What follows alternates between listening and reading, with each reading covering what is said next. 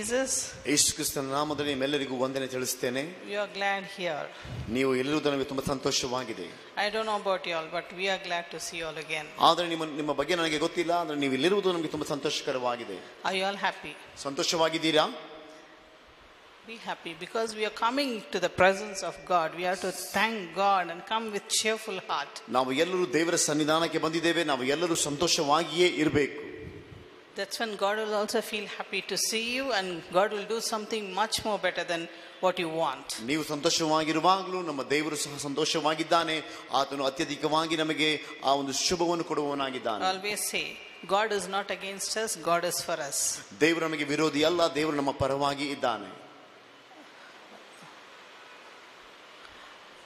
Jesus loves you. ಯೇಸು ಕ್ರಿಸ್ತನು ನಿಮ್ಮನ್ನು ಪ್ರೀತಿ ಮಾಡಲಿದ್ದಾನೆ. Let's all go for prayer. ನಾವು ಪ್ರಾರ್ಥನೆಗೆ ಹೋಗೋಣ. Loving Heavenly Father, ಪರಲೋಕದಲ್ಲಿರುವ ನಮ್ಮ ತಂದೆಯೇ, gracious Lord, we thank you for your presence in this place, God. ದೇವರೇ, ಈ ಸ್ಥಳದಲ್ಲಿ ದೇವರೇ ನಿನ್ನ ಕೃಪೆ ಅಪಾರವಾಗಿರುವುದಕ್ಕಾಗಿ ನಿನಗೆ ಸ್ತೋತ್ರ. Lord, we thank you for the beautiful worship. ದೇವರೇ, ಸುಂದರವಾಗಿ ಆರಾಧನೆ ಮಾಡಿದಂತ ಆರಾಧನೆಗಾರರಿಗೆ ಸ್ತೋತ್ರ. Your angels were very happy dancing in this place, God.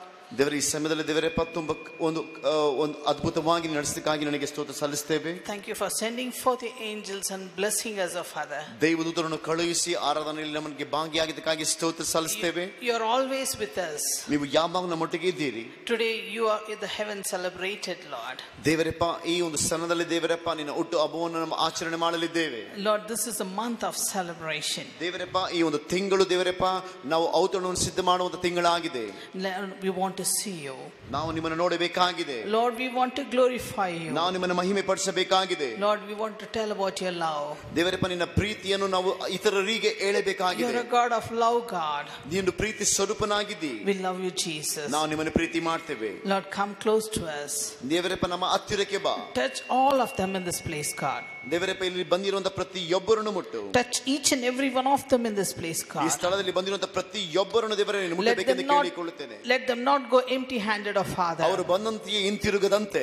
Let them be blessed, loads of blessing upon their lives. ದೇವರ ಏರಾಳವಾಗಿರುವಂತಹ ಆಶೀರ್ವಾದವನ್ನು ಹೊಂದಿ ಹೋಗುವಂತೆ ನೀನು ಮಾರ್ಪಡಿಸು. Loads of blessing, Father. Devarappa, ಅನೇಕ ಅಧಿಕವಾದಂತಹ ಆಶೀರ್ವಾದ, the peace, joy and the Holy Spirit, they need more of you, God. ಸಂತೋಷ, ಸಮಾಧಾನ, ಪರಿಶುದ್ಧಾತ್ಮನ ಒಂದು ವರಗಳನ್ನು ಹೊಂದಿಕೊಂಡು ಹೋಗುವಂತೆ ಮಾರ್ಪಡಿಸು. They need more of your anointing upon them, God. ಅಭಿಷೇಕವನ್ನು ಹೊಂದಿ ಹೋಗುವಂತೆ ಮಾರ್ಪಡಿಸು. This is a special month, O Father. Devarappa, ಈ ತಿಂಗಳು ದೇವರ ವಿಶೇಷವಾಗಿರುವ ತಿಂಗಳಾಗಿದೆ. Yes, Jesus, we want to receive from you more. Devarappa, ಇನ್ನು ಹೆಚ್ಚಾಗಿ ನಿಮ್ಮನ್ನು ನಾವು ಹೊಂದಿಕೊಳ್ಳಬೇಕಾಗಿದೆ. Lord, this year was a year of blessing. ಈ ಒಂದು ವರ್ಷವು ದೇವರಪ್ಪ ಆಶೀರ್ವಾದದ ವರ್ಷವಾಗಿ ಮಾರ್ಪಡಲಿ. What they did not receive from you, the blessings, let them all receive in this month, Lord. ದೇವರು ಯಾವುದನ್ನು ನಾವು ಪಡೆದುಕೊಂಡಿಲ್ವೋ ಈ ಒಂದು ತಿಂಗಳಲ್ಲಿ ಎಲ್ಲವನ್ನು ಪಡೆದುಕೊಳ್ಳುವಂತ ಒಂದು ಸಂದರ್ಭವನ್ನು ಕೊಡು. Let them see your glory, Master. ನಿನ್ನ ಮಹಿಮೆಯನ್ನು ನಾವು ನೋಡಬೇಕು. Let them see your glory. ನಿಮ್ಮ ಮಹಿಮೆಯನ್ನು ನೋಡಬೇಕು. Open the eyes, Lord. ನಮ್ಮ ಆತ್ಮಿಕ ಕಣ್ಣುಗಳನ್ನು ತೆರೆ. Let the spiritual eyes be open. Let them see you, God. ದೇವರ ನಮ್ಮ ಆತ್ಮಿಕ ಕಣ್ಣುಗಳನ್ನು ತೆರೆ, ನಾವು ನೋಡಬೇಕಾಗಿದೆ. Let them see wonders of Father. Devarappa, ಸೂಚಕ ಕಾರ್ಯಗಳನ್ನು ನೋಡಬೇಕಾಗಿದೆ. Yes, Jesus, bless them. Every one of them, bless them, Father. ಪ್ರತಿಯೊಬ್ಬರನ್ನು ಆಶೀರ್ವಾದ ಮಾಡು. Yes, Jesus, we glorify you. ನಿನ್ನ ನಾಮವನ್ನು ಮಹಿಮೆ ಪಡಿಸುತ್ತೇವೆ. Lord, whatever the word come from this place, Lord, let the mouth of yours can speak in this from this place, God. ಈ ಸ್ಥಳದಲ್ಲಿ ಬರುವಂತ ಪ್ರತಿಯೊಂದು ನಿನ್ನ ವಾಕ್ಯವು ದೇವರೇ ನಿನ್ನಿಂದಲೇ ಬರಲಿ. Your word says, not you but my Father's Spirit will speak through you. Devarappa, ನಾನಲ್ಲ ಮಾತಾಡುವುದು, ನನ್ನ ತಂದೆಯ ನಿಮಿತ್ತವಾಗಿ ಮಾತಾಡಲ್ಪಡಲಿ ಎಂದು. Yes, Jesus, let the word come for this crowd. ಈ ಸಮಯದಲ್ಲಿ ದೇವರೇ ಬಂದಿರುವ ಜನಗಳಿಗೆ ನಿನ್ನ ವಾಕ್ಯವನ್ನು ಕಳುಹಿಸು. In Jesus' powerful name we pray, God. ಬಲ ಅತಿಶಯವಾದ ಯೇಸುವಿನ ನಾಮದಲ್ಲಿ ಬೇಡ್ತೇವೆ. Amen. Amen. Let's go to the word, what God has kept. ದೇವರ ವಾಕ್ಯಕ್ಕೆ ಹೋಗೋಣ. ದೇವರು ಯಾವ ವಾಕ್ಯವನ್ನು ಇಟ್ಟಿದ್ದ ನಮಗೆ ನೋಡೋಣ. We all know about the birth of Jesus Christ. ಯೇಸು ಕ್ರಿಸ್ತನ ಒಂದು ಹುಟ್ಟುವಿಕೆ ನಮಗೆ ಎಲ್ಲರಿಗೆ ಗೊತ್ತಿದೆ. We all know, right? ನಮಗೆಲ್ಲರಿಗೆ ಗೊತ್ತಲ್ವಾ? Just to remind us, God gives the full month blessing. ದೇವರು ಪೂರ್ಣವಾಗಿರುವಂತಹ ಆಶೀರ್ವಾದವನ್ನು ನಿಮಗೆ ಕೊಡಲಿ. Happy wherever you go, see happiness and sharing the love and sharing many things. Lord, this is the love of God which gives to celebrate the year end.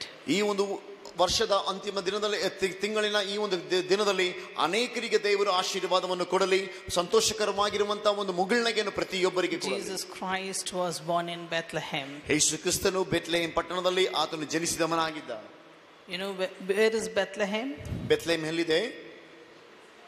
in Israel, but so Israel. many kilometers away God was born for us. From there, we are from here, this distance is too much, but God blesses us and God calls you by name.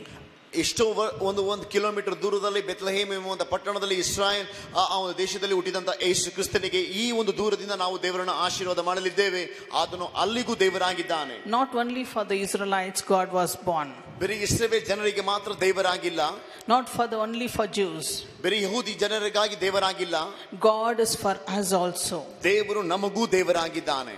God loves every religion. ದೇವರು ಪ್ರತಿಯೊಬ್ಬರಿಗೂ ದೇವರಾಗಿದ್ದಾನೆ. If you love God, God will show the wonders in your life. ನಿಜವಾಗಲೂ ನೀವು ದೇವರನ್ನು ಪ್ರೀತಿ ಮಾಡುವುದೇ ಆದರೆ ಆತನ ಸೂಚಕ ಕಾರ್ಯಗಳನ್ನು ದೇವರು ಕೊಡುವವನಾಗಿದ್ದಾನೆ. Let's see the word. ದೇವರ ವಾಕ್ಯವನ್ನು ಓದೋಣ. Verse 28, Luke 1:28 ಲೂಕ 1:28 ನೋಡ್ರಿ till 35. 35ನೇ ವಾಕ್ಯದ ತನಕ. The angel went to her and said, "Greetings, who you are highly favored, the Lord is with you." ಅಲ್ಲಿ ದೇವದೂತನು ಕಳಿಸಲ್ಪಟ್ಟು ಆತನಿಗೆ ಶುಭ ವರ್ತಮಾನವನ್ನು ಸಾರಲಿಕ್ಕೆ ಕಳಿಸಲ್ಪಟ್ಟಿದೆ. To whom they said, to Mary they said, "Greetings, who are highly favored."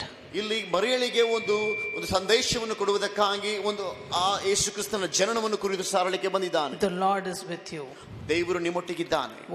What a blessing and favor for Mary. ದೇವರ ಒಂದು ಅನುಗ್ರಹ ಹೊಂದಿದವಳಾಗಿದ್ದಳು ಮರಿಯಳು. Thank God. They're telling God is with you. ಅಲ್ಲಿ ಆ ದೇವದೂತನು ಹೇಳ್ತಾನೆ ದೇವರು ನಿನ್ನೊಂದಿಗೆ ಇದ್ದಾನೆ. Mary was greatly, verse 29, Mary was greatly troubled at his words and wondered that kind of greeting this might be. What kind of greeting this might be? ಆಕೆಯ ಮಾತಿಗೆ ತತ್ತರಿಸಿದಿ ಇದೆಂತ ಆಶೀರ್ವಾದ ಎಂದು ಯೋಚನೆ ಮಾಡುತ್ತಿರಲಾಗಿ.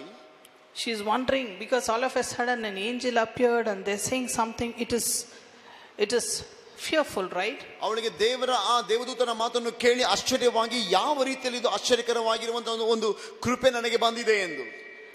Word 30 says, "But the angel of the Lord said to her, do not be afraid, Mary, you have found favor with the God."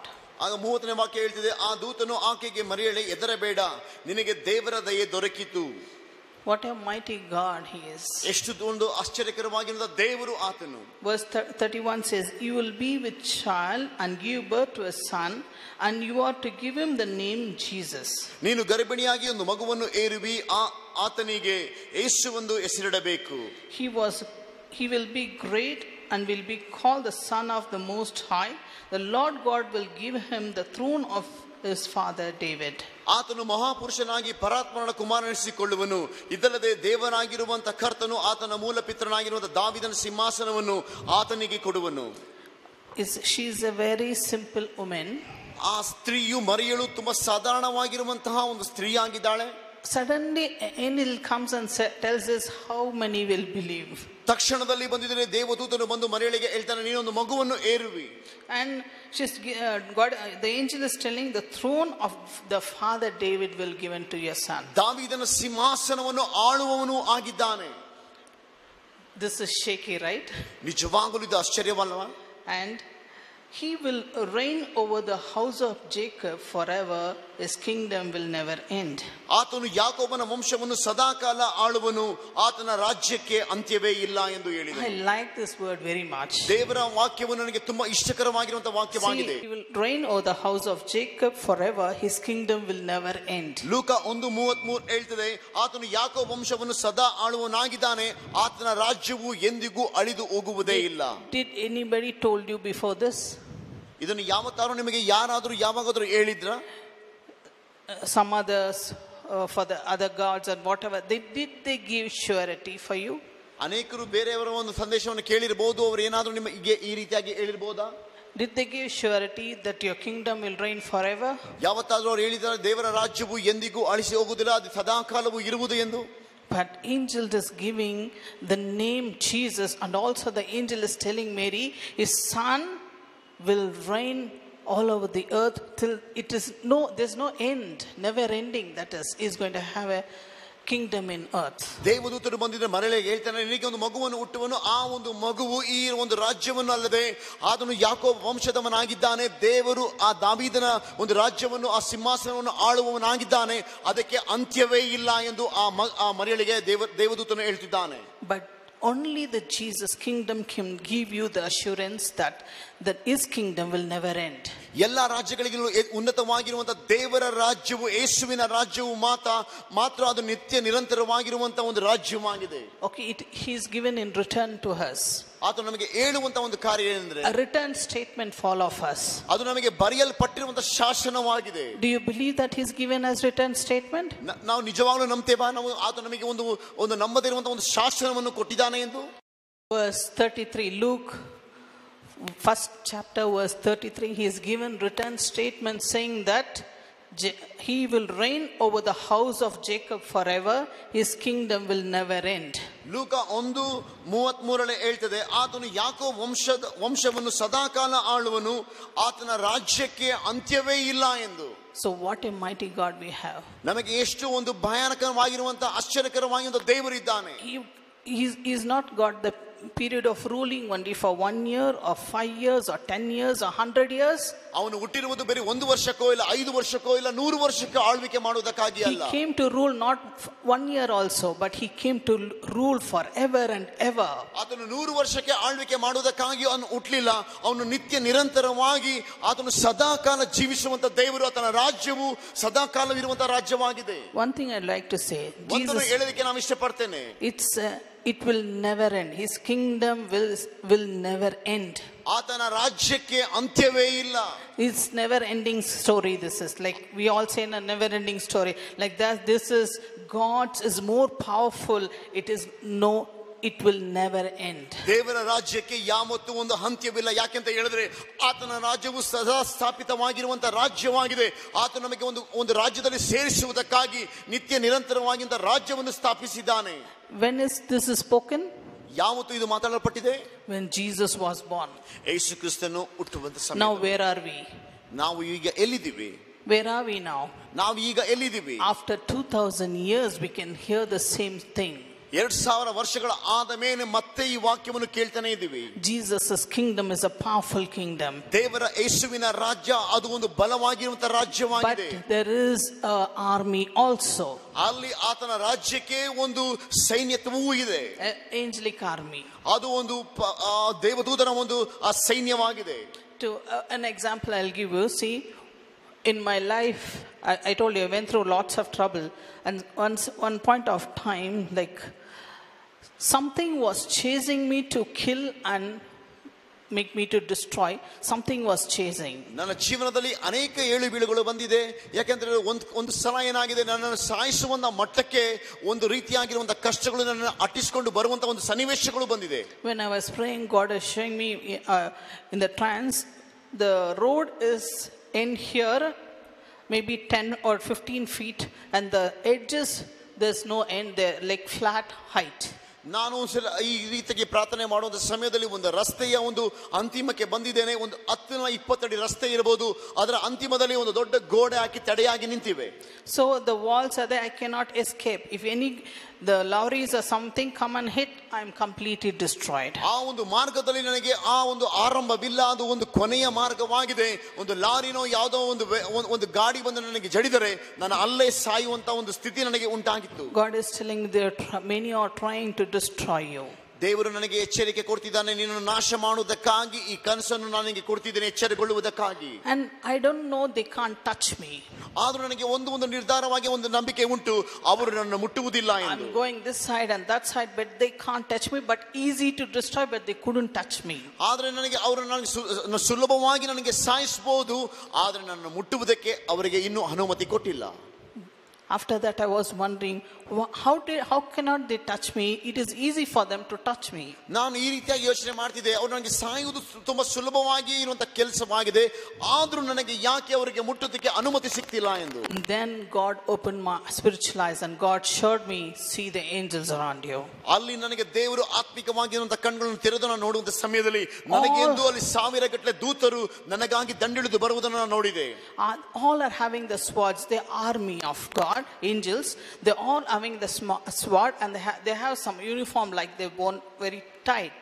ಅವರು ಎಲ್ಲರೂ ಒಂದು uniform ಅನ್ನು ಧರಿಸಿಕೊಂಡು ಕೈಯಲ್ಲಿ ಖಡ್ಗಗಳು ಹಿಡಿದುಕೊಂಡು ಅವರು ನನಗಾಗಿ ನಿಲ್ಲುವುದನ್ನು ನಾನು ನೋಡಿದೆ. You know who's the head of it? Michael. ಇದಕ್ಕೆ ಎಲ್ಲರಿಗೂ ಒಂದು ನಾಯಕನ ಯಾರು ಗೊತ್ತಾ?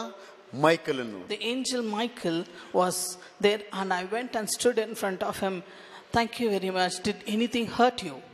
ಅಲ್ಲಿ ಆ ಮೈಕೇಲನು ಮುಂದೆ ಬಂದು ಆ ಒಂದು ಯುದ್ಧದ ಸೈನ್ಯಗಳ ಮಧ್ಯದಲ್ಲಿ ನಿಂತ್ಕೊಂಡು ಆತನು ಕೇಳಿದ, ನಿಮಗೆ ಯಾವುದಾದ್ರೂ ಹಾನಿ ಆದರೆ ನಾನು ನಿಮಗಿದ್ದೇನೆ ಎಂದು. He shook his head, and I seen the whole lot of angels were fighting for me, and they stood, and everybody I could see in one portion they saw, and that's it. God brought me back. ಒಂದು ಭಾಗದಲ್ಲಿ ನಾನು ನೋಡುವ ಸಮಯದಲ್ಲಿ ನನಗೆ ವಿರೋಧವಾಗಿ ಬಂದಂತ ವಿರೋಧಿಗಳನ್ನು ನನಗಾಗಿ ಕೊಡಲ್ಪಟ್ಟಿರುವ ದೇವದೂತರು ಎಲ್ಲವನ್ನು ಸಂಹಾರ ಮಾಡಿ ನಿಂತಿರುವುದನ್ನು ನಾನು ಕಂಡಿದೆ. What I would like to tell you is, ಇದರಲ್ಲಿ ನಾನು ಏನು ಹೇಳಲಿಕ್ಕೆ ಇಷ್ಟಪಡ್ತೇನೆ ಅಂದ್ರೆ, if you're going through problems and suffering and lots of complications, lots of, we don't know, financial problem, maybe evil forces and negative forces, you know, behind the scene what happens.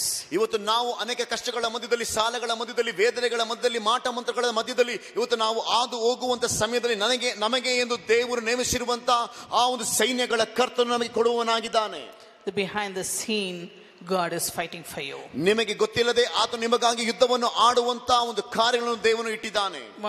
Only one thing you have to understand. ಒಂದನ್ನು ಮಾತ್ರ ನೀವು ಪರಿಗಣಿಸಬೇಕು. If you surrender to Jesus, ನೀವು ನಿಮ್ಮನ್ನು ಪೂರ್ಣವಾಗಿ ದೇವರಿಗೆ ಅರ್ಪಿಸುವುದೇ ಆದರೆ, if you believe Jesus, ಯೇಸುವನ್ನು ಪೂರ್ಣವಾಗಿ ನೀವು ನಂಬುವುದೇ ಆದರೆ, all these things will happen to ಈ you. ಎಲ್ಲಾ ಕಾರ್ಯಗಳು ನಿಮಗಾಗಿ ನನಗೆ ಆದಂತೆ ನಿಮಗೂ ಆಗುತ್ತವೆ. They all try to destroy, not means after that they all know that I am going to do them, we are going to do the ministry, so it tried to destroy me.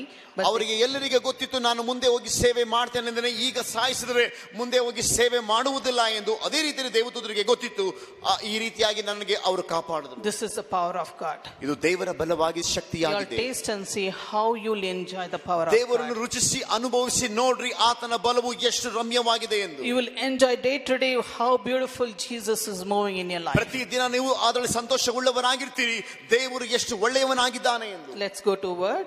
ದೇವರ ವಾಕ್ಯಕ್ಕೆ ಹೋಗೋಣ. Luke 1st chapter verse 34 says, ಲೂಕನು 1:34 ವಾಕ್ಯ ಹೇಳ್ತದೆ, how will this be, Mary asked the angel, since I am a virgin? ಇಲ್ಲಿ ಮರಿಯಳು ಒಂದು ಪ್ರಶ್ನೆ ಕೇಳ್ತಾರೆ ದೇವದೂತರಿಗೆ, ಇದು ಹೇಗಾದೀತು, ನಾನು ಪುರುಷನನ್ನು ಅರಿತವಳಲ್ಲ ಎಂದು ಕೇಳಿದಳು. The angel answered, the Holy Spirit will come upon you, and the power of the Most High God will overshadow you, so the Holy One be born will be called the Son of God.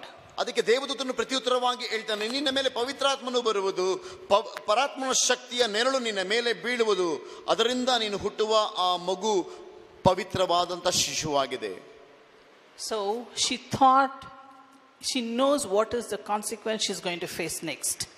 ಮುಂದೆ ಬರುವಂತ ದಿನಗಳಲ್ಲಿ ನಾನು ಯಾವ ರೀತಿಯಲ್ಲಿರುವಂತಹ ಆ ಒಂದು ಕಾರ್ಯಗಳನ್ನು ಎದುರುಗೊಳ್ತೇನೆ ಎಂಬುವಂತ ಒಂದು ಅನುಮಾನ ಅವಳಿಗೆ ಹುಟ್ಟಿತು. But when God said, she accepted that.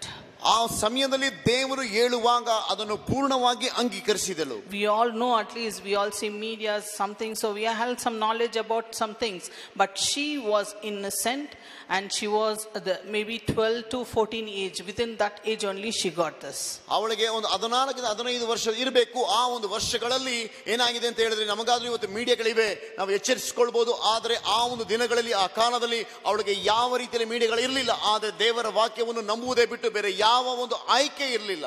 If some of her neighbors become pregnant, you know how many other neighbors, how they trouble before marriage. ಆ ಮದುವೆಗಿಂತ ಮುಂಚಿತವಾಗಿ ನಮ್ಮ ಕುಟುಂಬದಲ್ಲಿ ಯಾರಾದರೂ ಗರ್ಭ ಧರಿಸಿದ್ರೆ ನಾವು ಎಷ್ಟು ಮಟ್ಟಿಗೆ ಅವರನ್ನ ಹೀಯಾಳಿಸಬಹುದು. Even parents won't leave them.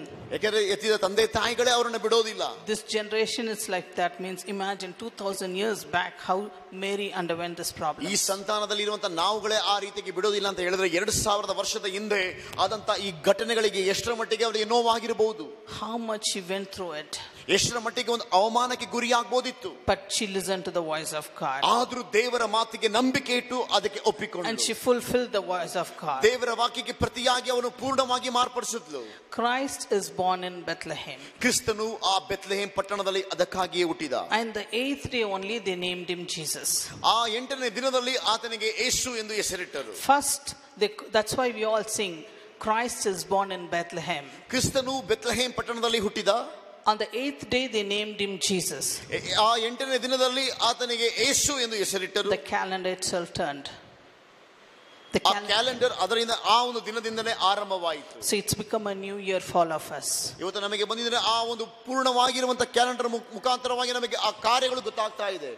Now Jesus was born in December end and they named him Jesus was on the January. Christ was born.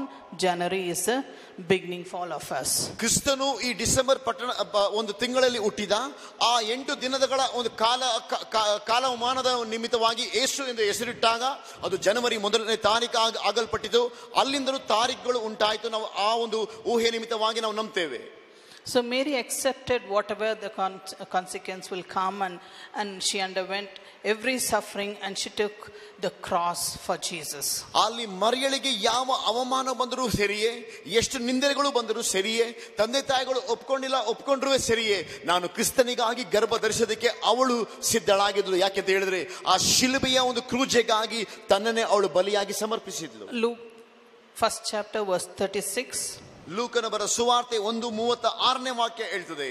Even Elspeth, your relative, is going to have a child in her old age, and she who was said to me barren in her 6 months. ನಿನ್ನ ಬಂಧುವಾದಂತ ಎಲಿಜಬೆತಳು ಇದ್ದಾಳಲ್ಲ, ಆಕೆ ಸಹ ಮುಪ್ಪಿಳಮಳಾಗಿದ್ದಳು, ಗರ್ಭಿಣಿಯಾಗಿದ್ದಾಳೆ.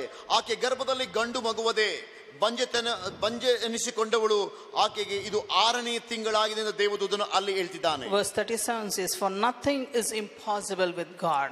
ಆದರೆ 37ನೇ ವಾಕ್ಯ ಹೇಳ್ತದೆ, ದೇವರಿಂದ ಬರುವಂತ ಯಾವ ಮಾತಾದರೂ ನಿಷ್ಫಲವಾಗುವುದಿಲ್ಲ ಅಂತ ಅಂದನು. God is telling your relative is barren and she's going to have a child. See, the miracle is for 6 months, all a woman knows, till 6 months, every mother knows baby in the womb, the moment or whatever it is, you all can understand the baby's womb. Mary did not know, means on the 6th month only, God did a miracle and she was pregnant. ಅಲ್ಲಿ ದೇವದೂತನು ಹೇಳ್ತಿದ್ದಾನೆ, ಮರಿಯಳಿಗೆ ನಿನ್ನ ಸಂಬಂಧಿಯಾಗಿರುವಂತಹ Elizabeth ಇದ್ದಾಳಲ್ಲ, ಅವಳು ಈಗ 6 ತಿಂಗಳ ಗರ್ಭಿಣಿಯಾಗಿದ್ದಾಳೆ ಎಂದು ಎಚ್ಚರಿಕೆಯನ್ನು ಕೊಡ್ತಿದ್ದಾರೆ. ಯಾಕೆಂತ ಹೇಳಿದ್ರೆ ಅಲ್ಲಿವರೆಗೂ ಅವಳು ಬಂಜೆ ಆಗಿದ್ಲು, ಆದರೆ ಬಂಜೆತನವನ್ನು ನೀಗಿಸಿ ದೇವರು ಅವಮಾನಕ್ಕೆ ಬದಲಾಗಿ ಮಾನವನ್ನು ಕೊಟ್ಟಿದ್ದಾರೆ ಎಂದು ಅವಳಿಗೆ ಪ್ರೋತ್ಸಾಹ ಮಾಡುವುದನ್ನು ನೋಡ್ತೇವೆ. For nothing is impossible with God. ದೇವರಿಂದ ಅಸಾಧ್ಯವೂ ಒಂದೂ ಇಲ್ಲ. Verse 38 says, I am the Lord's servant. Mary answered, may it be to me as you said. Then the angel left her. 38ನೇ ವಾಕ್ಯದಲ್ಲಿ ಹೇಳ್ತದೆ, ಇಗೋ ನಾನು ಕರ್ತನ ದಾಸಿ, ನಿನ್ನ ಮಾತಿನಂತೆ ನನಗಾಗಲಿ ಅಂದಳು. ಆಮೇಲೆ ದೇವದೂತನು ಆಕೆಯನ್ನು ಬಳಿಯಿಂದ ಹೊರಟು ಹೋದನು. At that time Mary got ready, hurried to a town in the hill country of Judea. ಆ ಕಾಲದಲ್ಲಿ ಮರಳಿ ಎದ್ದು ಅವಸರದಿಂದ ಮಲೆನಾಡಿಗೆ ಹೊರಟು ಯೆಹೂದಾಯದಲ್ಲಿರುವಂತಹ ಒಂದೂರಿಗೆ ಹೋಗಿ ಜಕರ್ಯನ ಮನೆಯಲ್ಲಿ ಸೇರಿ ಎಲಿಜಬೆತಳನ್ನು ವಂದಿಸಿದಳು. Where she entered Zachariah's house and greeted Elspeth. ಜಕರ್ಯನ ಮನೆಯಲ್ಲಿ ಸೇರಿ ಎಲಿಜಬೆತಳಿಗೆ ವಂದಿಸಿದಳು. You know, where is Nazareth and where is Judea? ಇಲ್ಲಿ ಯೂದಾ ಎಲ್ಲಿದೆ ನಾವು ನೋಡ್ತೇವೆ. No, Mary is in Nazareth. ಇಲ್ಲಿ ನಜರೇತಿನಲ್ಲಿ ಮರಿಯಳಿದ್ದಾಳೆ. It is approximately about 141 kilometers. 141 kilometre ನಜರೇತಿಗೂ ಮತ್ತೆ ಅಲ್ಲಿರುವಂತ ಮಲೆನಾಡಿಗೂ. Not the same town or say next town, it is very far. ಇಲ್ಲಿ ತುಂಬಾ ದೂರವಿದೆ, ಪಕ್ಕದಲ್ಲಿರುವಂತ ಪಟ್ಟಣವಲ್ಲ. 1141 ಕಿಲೋಮೀಟರ್ ಅಲ್ಲಿ ಆ ಮರಿಯಳಿ ಎಲಿಜಬೆತ್ ಇದ್ದಾಳೆ. We have now transport, everything, train, flight, car and everything, bus, every facilities we have. Those days not that much. ಇವತ್ತು ನಮಗೆ flight ಇದೆ, car ಇದೆ, ಏನ್ ಬೇಕಾದ್ರೂ ಇದೆ. ನಾವು 1 ಗಂಟೆನೋ ಇಲ್ಲ ಒಂದು ದಿನದಲ್ಲೋ ಇಲ್ಲ 24 ಗಂಟೆಲೋ ಹೋಗಿ ಸೇರ್ಬಹುದು ಆ 1141 ಕಿಲೋಮೀಟರ್ ಅಲ್ಲಿ. ಆದ್ರೆ ಆ ದಿನದಲ್ಲಿ ಯಾವುದು ಇರಲಿಲ್ಲ, ಕತ್ತೆ ಒಂದು ಬಿಟ್ರೆ. They don't know what is petrol. ಅವರಿಗೆ ಗೊತ್ತಿರಲಿಲ್ಲ ಪೆಟ್ರೋಲ್ ಅಂದ್ರೆ ಏನು ಅಂತ. So Mary would have she would have taken a mule, means other words it is a donkey. So she took that and she went all the way to Judea. ಮರಿಯಳು ಒಬ್ಳೇ ಆ ದಿನದಲ್ಲಿ ಕತ್ತೆನ ತೆಗೆದುಕೊಂಡು ಕತ್ತೆ ಮೇಲೆ ಪ್ರಯಾಣ ಮಾಡಿ ಆ ಜುದಾಯವನ್ನು ಬಿಟ್ಟು ಜುದಾಯಿಗೆ ಹೋದ್ಲು.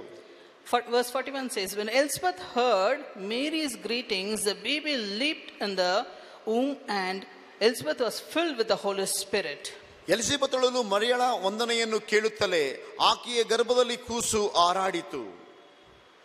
What a mighty God our God is. ಎಷ್ಟು ಒಂದು ಅದ್ಭುತವಾಗಿರುವಂತ ನಮ್ಮ ದೇವರು ನೋಡಿ. Mary went and said, ಮರಿಯಳು ಹೋಗಿ ಎಲಿಸಬೆತ್ ಹತ್ರ ತನಗಾದಂತ ಕಾರ್ಯಗಳು ಎಲ್ಲವನ್ನು ಹೇಳ್ತಾಳೆ. Immediately the baby leaped in the womb. ಅಲ್ಲಿ 6 ತಿಂಗಳಾಗಿರುವಂತಹ ಎಲಿಸಬೆತಳ ಒಂದು ಗರ್ಭದಲ್ಲಿರುವಂತಹ ಕೂಸು ಹಾರಾಡ್ತದೆ ಆ ಒಂದು ಸಂದೇಶವನ್ನು ಕೇಳಿ. Till that she do not have any symptom of that baby moment. ಅಲ್ಲಿವರೆಗೂ ಎಲಿಸಬೆತಳಿಗೆ ಯಾವ ಒಂದು ಚಲನವಲನಗಳು ಆ ಒಂದು ಮಗುವಿಂದ ಆಗ್ಲಿಲ್ಲ. See, Mary was full of Holy Spirit after the angel appeared. ಆ ಒಂದು ದೇವದೂತನು ಬಂದ ಆದ ಮೇಲೆ ಮರಿಯಳು ಪೂರ್ತಿಯಾಗಿ ಪವಿತ್ರಾತ್ಮ ಭರಿತಳಾಗಿ ತುಂಬಿದವಳಾಗಿದ್ಲು. God is telling, God is going to touch many barren women hereafter. ಈ ಒಂದು ದಿನದ ಮೊದಲುಗೊಂಡು ದೇವರು ಅನೇಕ ಬಂಜೆತನದಲ್ಲಿ ಇರುವಂತಹ ಸ್ತ್ರೀಗಳನ್ನು ಈ ಒಂದು ಪಟ್ಟಣದಲ್ಲಿ ಮುಟ್ಟುವವನಾಗಿದ್ದಾನೆ. And God is telling, He will send anointed person. They will be full of Holy Spirit.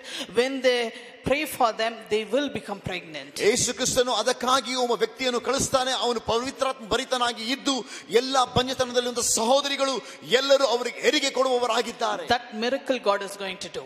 ಆ ರೀತಿಯಾಗಿರುವಂತಹ ಅದ್ಭುತ ಕಾರ್ಯಗಳು ಈ ಪಟ್ಟಣದಲ್ಲಿ ಆಗ್ತವೆ. Our God is a wonderful God. ನಮ್ಮ ದೇವರು ಅದ್ಭುತ ಸ್ವರೂಪನಾಗಿದ್ದಾನೆ. But why I am so favored that the Mary of my Lord should come to me, as soon as the sound of the greeting reached to my ears, the baby in my womb leaped for joy. ಅಲ್ಲಿ ಎಲಿಸಬೆತಳು ಪವಿತ್ರಾತ್ಮ ಭರಿತಳಾಗಿ ಮಹಾಧ್ವನಿಯಿಂದ ಕೂಗಿ, ಸ್ತ್ರೀಯರೊಳಗೆ ನೀನು ಆಶೀರ್ವಾದ ಹೊಂದಿದವಳು, ನಿನ್ನಲ್ಲಿ ಹುಟ್ಟುವ ಕೂಸು ಆಶೀರ್ವಾದ ಹೊಂದಿದೆ.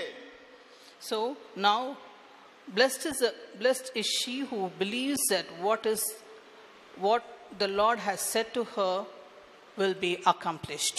ಇಲ್ಲಿ ಅವಳು ನಂಬಿದವಳು ಧನ್ಯಳು ಎಂದು ಹೇಳಿ ಅಲ್ಲಿ ಒಂದು ಸಮಯವನ್ನು ನಡೆದಿದೆ. Our God is a wonderful God. ನಮ್ಮ ದೇವರು ಅದ್ಭುತ ಸ್ವರೂಪನಾಗಿದ್ದಾನೆ. He has come to give us a good news. ಆತನು ಎಲ್ಲ ಒಂದು ಒಳ್ಳೆಯ ಕಾರ್ಯಗಳನ್ನು ಶುಭ ಸಂದೇಶವನ್ನು ಕೊಡುವವನಾಗಿದ್ದಾನೆ. See, first thing God did a miracle is Elizabeth got pregnant.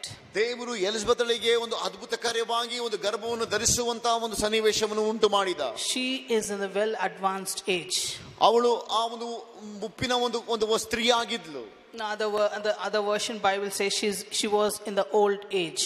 ಆ ದೇವರ ವಾಕ್ಯವು ಇನ್ನೊಂದು ಕಡೆ ಹೇಳ್ತದೆ ಅವಳು ಒಂದು ಮುದುಕಿಯಾಗಿದ್ಲು ಎಂದು.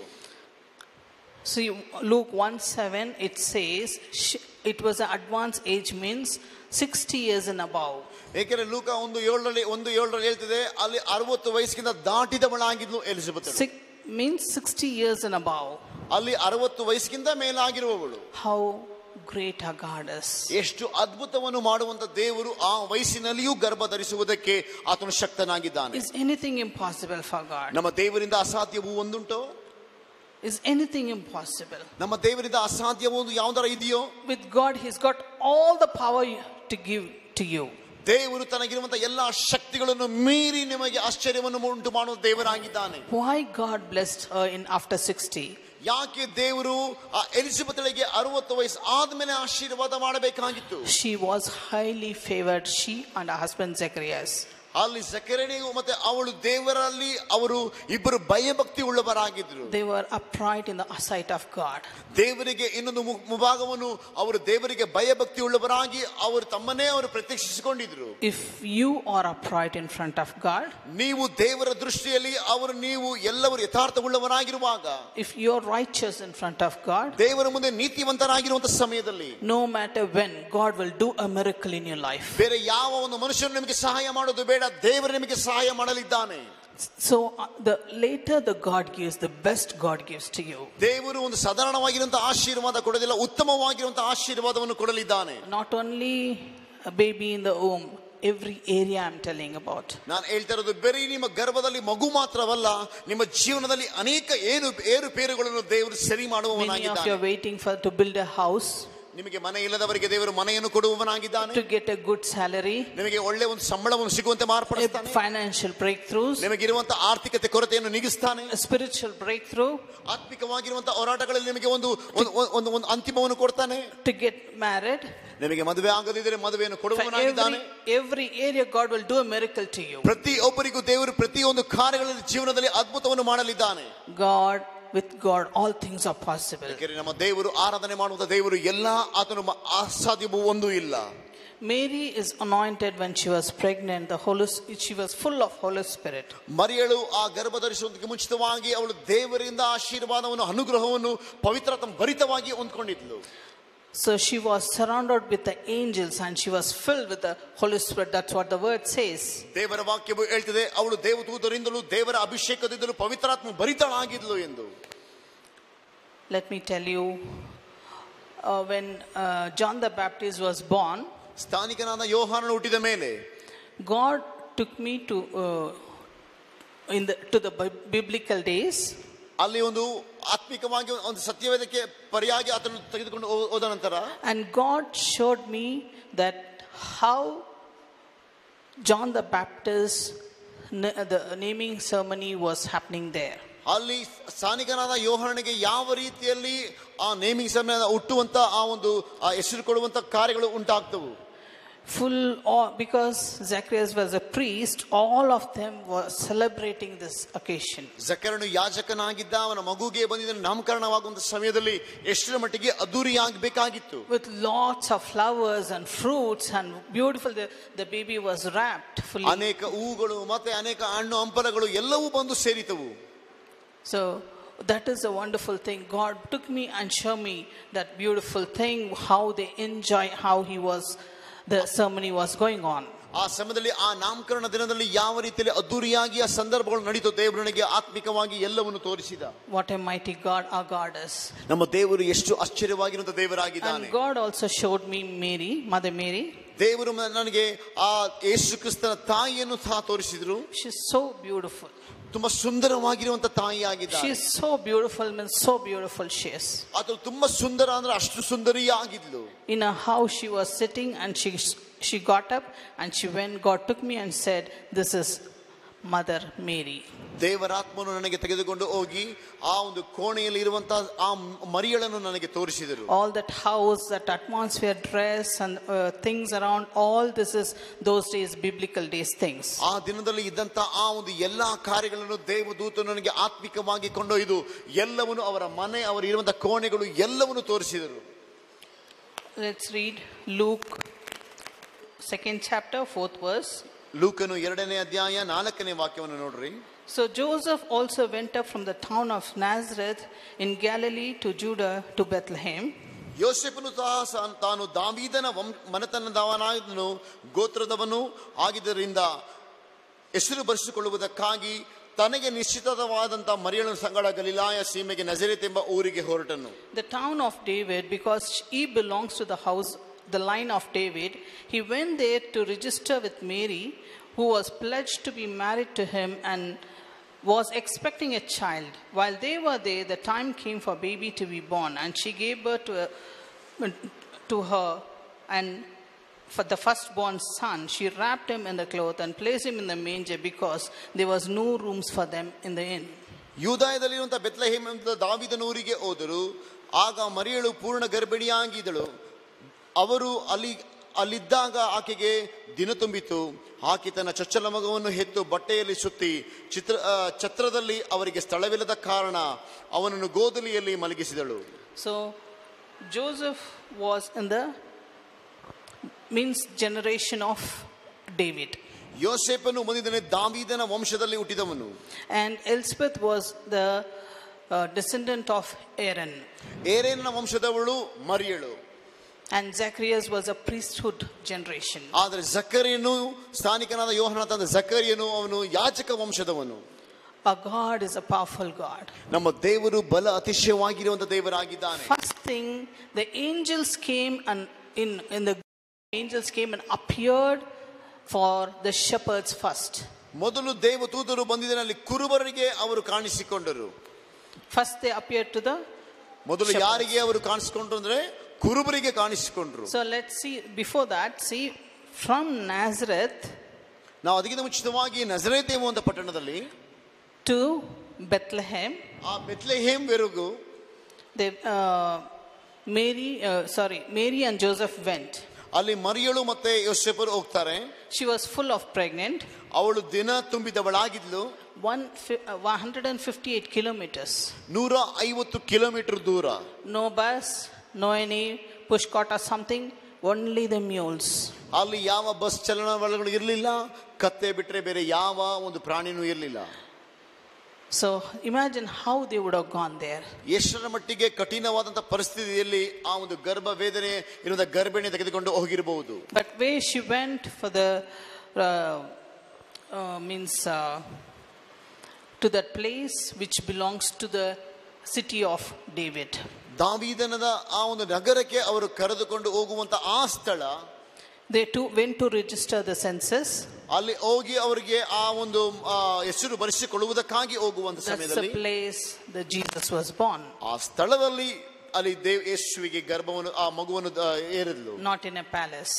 ಯಾವ ಒಂದು ಅರಮನೆಗಳಲ್ಲಿ ಅಲ್ಲ. Okay, all this happened. First thing, angels went and appeared in front of shepherds and they spoke that good news to you. ಇದಾದ ಮೇಲೆ ಶುಭ ವರ್ತಮಾನವನ್ನು ಸಾರಲಿಕ್ಕೆ ದೇವದೂತರು ಒಂದು ಕುರುಬರನ್ನು ಕಂಡು ಹೋದರು. Good news to you all. ನಿಮಗೆಲ್ಲರಿಗೂ ಶುಭ ವರ್ತಮಾನವನ್ನು ನಾವು ಸಾರುವುದಕ್ಕಾಗಿ ಬಂದಿದ್ದೇವೆ. Remember well, good news to you all. ನಾನು ಹೇಳ್ತೀನಿ ನಿಮಗೆ ಶುಭ ಒಂದು ವರ್ತಮಾನವನ್ನು ಸಾರಲಿಕ್ಕೆ ಬಂದವನು.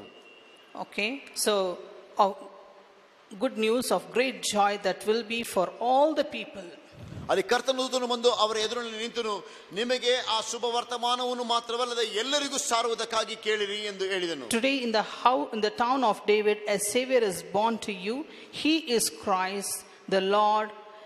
Means the giving a sign. 11ನೇ ವಾಕ್ಯ ಹೇಳ್ತದೆ, ಇವತ್ತು ನಿಮಗೋಸ್ಕರ ದಾವೀದನ ನಗರದಲ್ಲಿ ಒಬ್ಬ ರಕ್ಷಕನು ಹುಟ್ಟಿದ್ದಾನೆ, ಆತನು ಕರ್ತನಾಗಿರುವಂತ ಕ್ರಿಸ್ತನು. Who is born, it seems? ಇಲ್ಲಿ ಯಾರು ಜನ್ಮವನ್ನು ತಾಳಿರೋದು? Savior is born. ಇಲ್ಲಿ ಒಬ್ಬ ರಕ್ಷಕನು ನಮಗಾಗಿ ಹುಟ್ಟಿದ್ದಾನೆ. You have to think, who is born? ಇಲ್ಲಿ ನೀವು ಅದನ್ನು ಯೋಚನೆ ಮಾಡಬೇಕು, ನಮಗೆ ಯಾರು ಹುಟ್ಟಿದ್ದಾನೆ? A good news. ಶುಭ ಸಂದೇಶ for all of us. ನಮಗೆಲ್ಲರಿಗೂ ಯೇಸು ಕ್ರಿಸ್ತನ ಜನನವು ನಮಗೆ ಒಂದು ಶುಭ ವರ್ತಮಾನ ಸಾರಿದೆ. He came to save all of us. ನಮಗೆಲ್ಲರಿಗೂ ರಕ್ಷಣೆಯನ್ನು ಕೊಡುವುದಕ್ಕಾಗಿ ಒಬ್ಬ ರಕ್ಷಕನು ಹುಟ್ಟಿದ್ದಾನೆ. He came to save us from the sin. ನಮಗೆ ಪಾಪದಿಂದ ರಕ್ಷಿಸಲ್ಪಡುವುದಕ್ಕಾಗಿ. Tell us the truth. ಅದು ಸತ್ಯಕರವಾಗಿದೆ. The truth is Jesus is the Lord. ಆ ಸತ್ಯವು ಯೇಸು ಕ್ರಿಸ್ತನೇ. And Jesus has come all the way from heaven to give us the salvation. ನಮಗೆ ರಕ್ಷಣೆ ಕೊಡುವುದಕ್ಕಾಗಿ ಪರಲೋಕದಿಂದ ಇಳಿದು ಬಂದವನು ಕ್ರಿಸ್ತನು. Will the same God give you trouble? ಆ ರೀತಿಯಾಗಿರುವಂತ ರಕ್ಷಿಸಲ್ಪಡುವುದಕ್ಕಾಗಿ ಹುಟ್ಟಿದಂತ ರಕ್ಷಕನು ನಮಗೆ ಸಮಸ್ಯೆಯನ್ನು ಉಂಟು ಮಾಡ್ತಾನ? Will he give you trouble? ಅದು ನಮಗೆ ಸಮಸ್ಯೆಯನ್ನು ಕೊಡುವ ಕಷ್ಟವನ್ನು ಕೊಡುವವನಾಗಿರ್ತಾನ? Why I am repeating this is because some of them are really saying, why God is troubling me so much, I don't know. For them I am telling you, when God has come all the way from the heaven, he suffered as a normal man, he tasted the suffering. ನಾನು ಯಾಕೆ ನಿಮಗೆ ಒತ್ತಿ ಹೇಳ್ತಿದ್ದೇನೆ ಅಂತ ಹೇಳಿದ್ರೆ, ಅನೇಕರು ನಮ್ಮ ಮಧ್ಯದಲ್ಲಿ ಈ ರೀತಿಯಾಗಿ ನೆನೆಸ್ತಾರೆ, ದೇವರು ನನಗೆ ಯಾಕೆ ಇಷ್ಟು ಕಷ್ಟ ಕೊಡ್ತಿದ್ದಾನೆ, ಆತನಿಗೆ ಕಣ್ಣಿಲ್ವಾ, ಆತನು ಯಾಕೆ ನಮಗೆ ಈ ರೀತಿಯಾಗಿ ಒಂದು ಸಮಸ್ಯೆಯಲ್ಲಿ ಸಿಕ್ಕಾಕಿಕೊಳ್ಳಬೇಕು ಎಂದು. ಆತನು ನಮ್ಮನ್ನು ರಕ್ಷಿಸುವುದಕ್ಕಾಗಿ ಆತನು ಪರಲೋಕದಿಂದ ಈ ಭೂಮಿಗೆ ಒಂದು ಮನುಷ್ಯನನ್ನು ತಾಳುವುದಕ್ಕಾಗಿ ಬಂದಿದ್ದಾನೆ. He has come only for you. ಆತನು ನಿಮಗಾಗಿ ಬಂದವನಾಗಿದ್ದಾನೆ. He shed the blood for each and every one of you. ಪ್ರತಿಯೊಬ್ಬರಿಗೂ ತನ್ನ ರಕ್ತವನ್ನು ಸುರಿಸಿದ್ದಾನೆ. He is God. ಆತನು ದೇವರಾಗಿದ್ದಾನೆ. He's come to save each and one of you. ಪ್ರತಿಯೊಬ್ಬರನ್ನು ಸಂಪರ್ಕ ಮಾಡೋದಕ್ಕಾಗಿ ಬಂದಿದ್ದಾನೆ. If your husband is drinking, ನಿಮ್ಮ ಯಜಮಾನರು ಅವರು ಕುಡಿಯುವವರಾಗಿದ್ದಾರಾ? is troubling you at home, ನಿಮಗೆ ಮನೆಯಲ್ಲಿ ಅವರಿಗೆ ಚಿತ್ರಹಿಂಸೆ ಮಾಡ್ತಿದ್ದಾರಾ? there is a solution always. ಅದು ಎಲ್ಲದಕ್ಕೂ ಒಂದು ಪರಿಹಾರವಿದೆ. God has given for everything, solution is there in the Bible. ಈ ಲೋಕದಲ್ಲಿ ಪ್ರತಿಯೊಂದು ಕಾರ್ಯಗಳಿಗೂ ದೇವರು ಒಂದು ಸಾಧಾರಣವಾಗಿರುವಂತಹ ಒಂದು ಪರಿಹಾರವನ್ನು ಕೊಟ್ಟಿದ್ದಾನೆ. Cling to the Lord. ನೀವು ದೇವರ ಬಳಿಯಲ್ಲಿ ಬನ್ನಿರಿ. And cry to the Lord. ದೇವರ ಬಳಿಯಲ್ಲಿ ಅಳಿರಿ. Keep until you receive that blessing. Keep praying to the Lord. ದೇವರು ನಿಮಗೆ ಆತನು ಮಹತ್ ಕಾರ್ಯ ಮಾಡುವವರೆಗೂ ದೇವರಿಗೆ ಒತ್ತಡ ಮಾಡ್ತಾನೆ ಇರಿ. Our God is a prayer answering God. ನಮ್ಮ ದೇವರು ಆತನು ಪ್ರಾರ್ಥನೆಗೆ ಉತ್ತರ ಕೊಡುವಂತ ದೇವರಾಗಿದ್ದಾನೆ. If you ask only, he'll give you. ನೀವು ಕೇಳುವಾಗ ಮಾತ್ರವೇ ದೇವರು ನಿಮಗೆ ಉತ್ತರವನ್ನು ಕೊಡುವವನಾಗಿದ್ದಾನೆ. If you don't ask, how will he's waiting until you ask. ನೀವು ಕೇಳುವವರೆಗೂ ಆತನು ಯಾವ ಉತ್ತರವನ್ನು ಹಿಂತಿರುಗಿ ನಿಮಗೆ ಕೊಡುವುದಿಲ್ಲ. Our God is a wonderful God. ನಮ್ಮ ದೇವರು ಸುಂದರವಾದ ದೇವರಾಗಿದ್ದಾನೆ. See, Jesus came to this earth to give us a future hope also. ದೇವರು ಈ ಲೋಕಕ್ಕೆ ಬಂದಿರುವುದು ನಮಗೆ ಒಂದು ನಿರೀಕ್ಷೆಯನ್ನು ಕೊಡುವುದಕ್ಕಾಗಿ, ಭವಿಷ್ಯದ ನಿರೀಕ್ಷೆಯನ್ನು ಕೊಡುವುದಕ್ಕಾಗಿ. Not only to save us, ನಮ್ಮನ್ನು ರಕ್ಷಿಸಲು ಪಡುವುದಕ್ಕಾಗಿ ಮಾತ್ರವಲ್ಲ, God has given the salvation, ನಮಗೆ ರಕ್ಷಣೆಯನ್ನು ಕೊಟ್ಟಿದ್ದಾನೆ, additional benefits as well. ಅದಾದ್ಮೇಲೆ ಅದಕ್ಕೆ ಹೆಚ್ಚಾಗಿರುವಂತಹ ಆಶೀರ್ವಾದವನ್ನು ಕೂಡಿಸಿಕೊಡುವನಾಗಿದ್ದಾನೆ. What is that additional benefits? ಅದಕ್ಕೆ ಬರುವಂತಹ ಒಂದು ಕೂಡಿಸುವಂತಹ ಆಶೀರ್ವಾದ ಅಂದ್ರೆ ಏನು, ಲಾಭವು ಅಂದ್ರೆ ಏನು? In Matthew 6:33 says, ಮತ್ತಾಯ 6:33 ಹೇಳ್ತದೆ, yes, God will add everything for you. ಮೊದಲು ದೇವರ ರಾಜ್ಯಕ್ಕಾಗಿ ನೀತಿಗಾಗಿ ತಬಕ ಪಡುವಂತ ಸಮಯದಲ್ಲಿ ದೇವರು ಎಲ್ಲವನ್ನು ಕೂಡಿಸಿಕೊಡುವವನಾಗಿದ್ದಾನೆ. God will add everything for you. ದೇವರು ಎಲ್ಲವನ್ನು ನಿಮಗಾಗಿಯೇ ಇಟ್ಟಿದ್ದಾನೆ. He is a promise keeping God.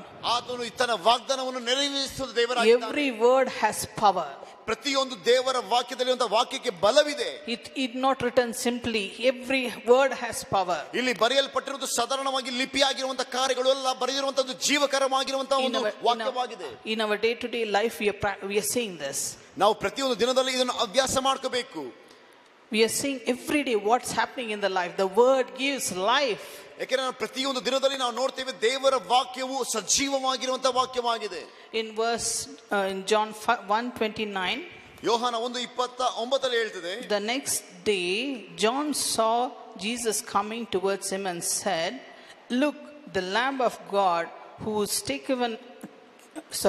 taking away all the sins of the world. ಸ್ಥಾನಿಕನಾದ ಯೋಹಾನ ಸ್ನಾನ ಮಾಡುವ ಸಮಯದಲ್ಲಿ ಆತನು ಹೇಳ್ತಾನೆ, ಇದೋ ಯಜ್ಞಕ್ಕೆ ಬೇಕಾಗಿರುವಂತಹ ಕುರಿಯು, ಈ ಲೋಕದ ಸಕಲ ಪಾಪವನ್ನು ಹೊತ್ತುಕೊಳ್ಳುವಂತಹ ಕುರಿಯು ನಮ್ಮನ್ನು ಹುಡುಕಿ ಬರ್ತಾ ಇದೆ ಎಂದು.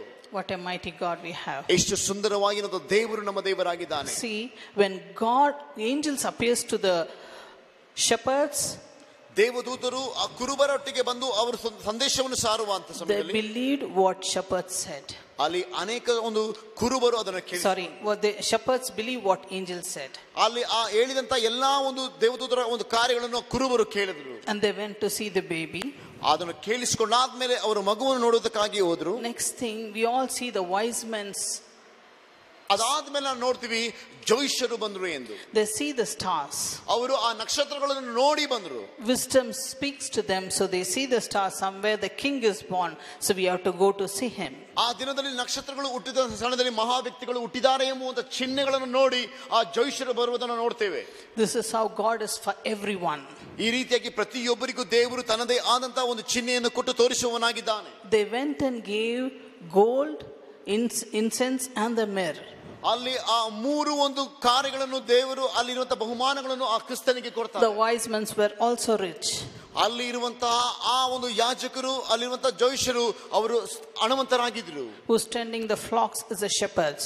ಅಲ್ಲಿ ಇರುವಂತಹ ಆ ಕುರಿಗಳೊಟ್ಟಿಗೆ ಇರುವಂತಹ ಕುರುಬರನ್ನು ಕಂಡ್ರು. From high to the low level, Jesus is God for everyone. ಯೇಸು ಕ್ರಿಸ್ತನು ಹುಟ್ಟುವಂತ ದಿನದಲ್ಲಿ ಅಲ್ಲಿ ಬಡವರು ದೊಡ್ಡವರು ಹಿರಿಯರು ಅಂತ ಭೇದ ಭಾವ ಇರಲಿಲ್ಲ. ಎಲ್ಲರೂ ಆ ಕ್ರಿಸ್ತನು ಹುಟ್ಟುವಂತ ಸಮಯದಲ್ಲಿ ಇದ್ರು. He has got no choice for anyone. He's for everyone he is equal. ಅವನು ದೊಡ್ಡವರಿಗೆ ಮಾತ್ರ ಆಯ್ಕೆವಾದವನಲ್ಲ, ಕಡು ಬಡವರಿಗೂ ಐಶ್ವರ್ಯವಂತರಿಗೂ ಎಲ್ಲರಿಗೂ ದೇವರಾಗಿದ್ದಾನೆ. My dears, we are privileged to have Jesus. We are the blessed generation. ಆ ರೀತಿಯಾಗಿರುವಂತಹ ಯೇಸುವನ್ನು ನಾವು ಸಾಧಾರಣವಾಗಿ ಅಂಗೀಕರಿಸುವುದಕ್ಕೆ ನಾವು ಆಶೀರ್ವಾದವನ್ನು ಹೊಂದಿದವರಾಗಿದ್ದೇವೆ. To save you and me from the sin, ಈ ಒಂದು ಪಾಪದ ಲೋಕದಿಂದ ನಮ್ಮನ್ನು ಬಿಡಿಸುವುದಕ್ಕಾಗಿ he shed his blood. ಆತನು ತನ್ನ ಪೂರ್ಣವಾಗಿರುವಂತಹ ರಕ್ತವನ್ನು ಸುರಿಸಿದ. To enter to heaven, the cleansing in the precious blood of Jesus is very important. ಯಾಕಂತ ಹೇಳಿದ್ರೆ ಆತನ ರಕ್ತದಲ್ಲಿ ತೊಳೆಯಲ್ಪಡುವುದು ತುಂಬಾ ಮುಖ್ಯವಾಗಿರುವಂತಹ ಗಂಭೀರವಾಗಿರುವಂತಹ ಒಂದು ಪರಿಸ್ಥಿತಿ. He gave himself to you. ನಮಗಾಗಿ ತನ್ನನ್ನೇ ತ್ಯಾಗ ಮಾಡಿದ. He tasted the suffering for you. ಆತನು ನಮಗಾಗಿ, ನಮ್ಮ ಒಂದು ತಪ್ಪುಗಳಿಗಾಗಿ, ನಮ್ಮ ಪಾಪಗಳಿಗಾಗಿ ತನ್ನ ಸಾವನ್ನು ಅನುಭವಿಸಿದ. Yes, every suffering he suffered for you. ನಮಗಾಗಿ ಅನುಭವಿಸಿದ ಪ್ರತಿಯೊಂದು ನೋವು ನಾವು ಅನುಭವಿಸಬೇಕಾಗಿರುವಂತಹ ನೋವನ್ನು ತಾನು ಅನುಭವಿಸಿದ. Thank the Lord for every situation. ಈ ರೀತಿಯ ಪರಿಸ್ಥಿತಿಗಳಿಗಾಗಿ ದೇವರಿಗೆ ವಂದನೆ ಹೇಳಬೇಕು. You want a close walk with God?